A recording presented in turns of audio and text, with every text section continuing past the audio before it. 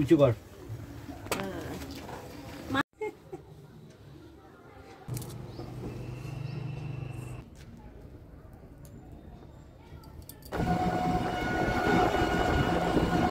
ঘড়িতে এখন সময় হয়ে গেছে সন্ধ্যা 6টা মতো, আর আমিও কিন্তু বাপের বাড়ি থেকে বেরিয়ে এলাম।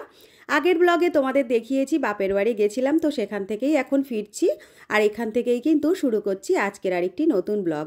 আশা করছি তোমরা সবাই খুব খুব ভালো আছো, আর আমিও কিন্তু ভালো আছি। তো এই দেখো চলে এলাম দিদির মেয়ের শ্বশুর বাড়িতে, আর এখান থেকেই নেব একটা উনুন। আমার ওখানে তো মাটির সমস্যা খুবই, উনুন বানাতে পারছি না। তো অনেক দিন আগেই বলা ছিল, উনুনটা রেডিও হয়ে গেছে, সেটাই নিতে চলে এলাম। হাতে খুবই কম সময় আছে, সেই কারণে কিন্তু আর বসবো না, ভাবছি উনুনটা নেব আর বেরিয়ে যাব। আর এই দেখো মাটির উনুন কতটা সুন্দর করে বানিয়ে দিয়েছে।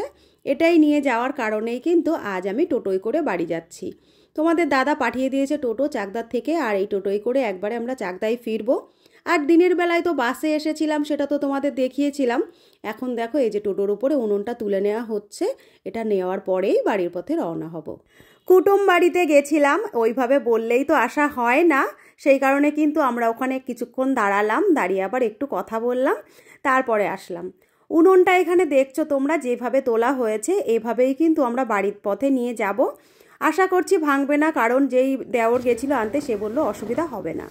আর উনুনটা তোমাদের তো ভালো করে দেখিয়ে দিলাম কতটা সুন্দর হয়েছে বানানো। আমি ভাবছি উনুনটাকে নিয়ে গিয়ে ছাদে রাখবো। আর শীত যেহেতু পড়ে গেল, এই শীতে একটু পিঠে পায়েস খেতে কিন্তু খুবই ভালো লাগে, আর সবাই চাই একটু উনুনে পিঠে পায়েস খেতে।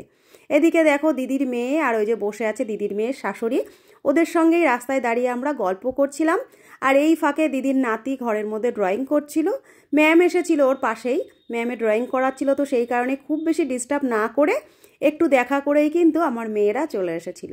আর সেই সঙ্গে নিয়ে এসেছিল অল্প একটু ভিডিও। আমাদের বাপের বাড়ি আর দিদির মেয়ের বাড়ি কিন্তু খুব বেশি ডিফারেন্স নয়, মাত্র 5 মিনিটের দূরত্বে কিন্তু আমাদের দুজনের বাড়ি। তো ওখান থেকে দেখো সমস্ত কথাবার্তা আমাদের শেষ হলো, আর আমরা ফাইনালি টোটোয় উঠে পড়েছি।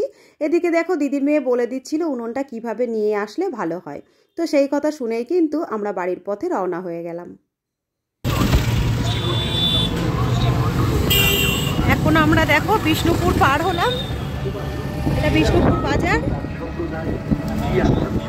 চৌরাস্তা পার হয়ে যাচ্ছি চাকদার দিকে।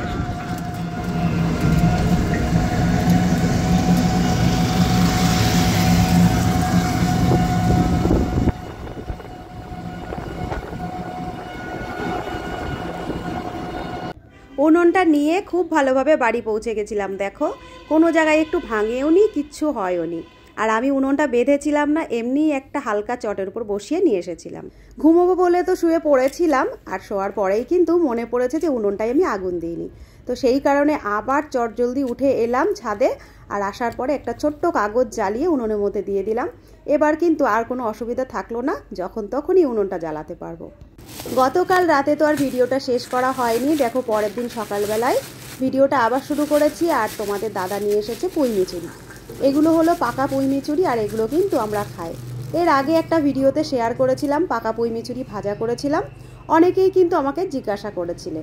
তো আমাদের এখানে আমরা প্রত্যেকেই কিন্তু পাকা পুঁই মিচুরিটাও খাই আর কাঁচাটাও খাই, আর এটা কিন্তু ভাজা খেতে ভীষণ ভালো লাগে।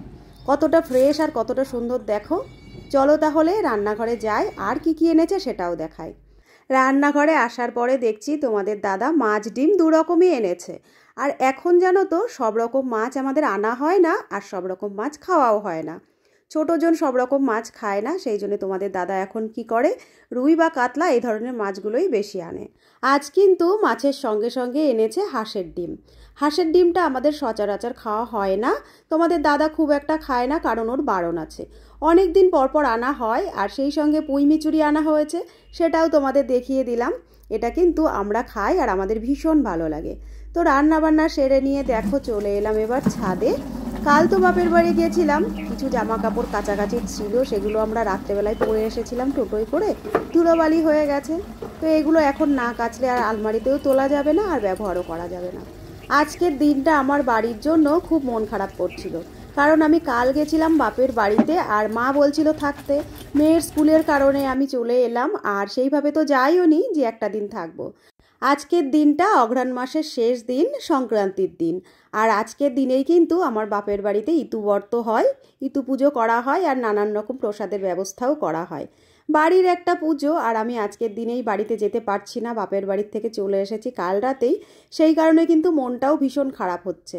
তাই ভাবলাম কাজের মধ্যে, ব্যস্ততার মধ্যে যদি থাকি তাহলে হয়তো মনটা একটু ভালো লাগবে।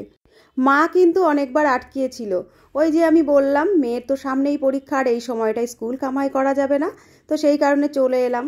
আমরা তো 3 বোন, আমি থাকি চাকদায় আর দিদি কিন্তু আমার বাপের বাড়িতেই থাকে, আর মেজোজন আজকে যাবে বাপের বাড়িতে।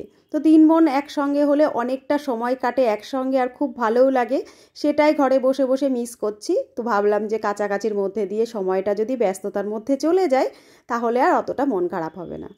সমস্ত কাজটা এখানে আমার হয়ে গেল। এইবার জামা কাপড়গুলো মেলে দিয়ে নিচে যাব, তারপর স্নান, তারপরে কিন্তু দুপুরের খাওয়া দাওয়া। আর আমাদের বাড়ির সবাই কিন্তু আমরা একসঙ্গে বেশিরভাগ দিনই খাওয়া দাওয়া করতে পারি না। কোনো দিন মেয়েরা বাড়ি থাকে তো ওর বাবা থাকে না, আর কোনো দিন ওর বাবা থাকে তো মেয়েরা থাকে না। তো এভাবেই আমাদের দিনগুলো যায়। আজও কিন্তু তার ব্যতিক্রম হবে না কিছুই। আজও কিন্তু সবাই মিলে একসঙ্গে খাওয়া দাওয়া করতে পারবো না, ওই আলাদা আলাদাভাবেই খাওয়া দাওয়া করতে হবে।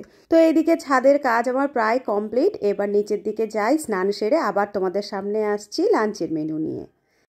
সবার প্রথমেই তোমাদের আমি দেখাই, পুঁই মিচুরি যেটা দেখালাম সেটাই ভাজা করে নিয়েছি, এই দেখো।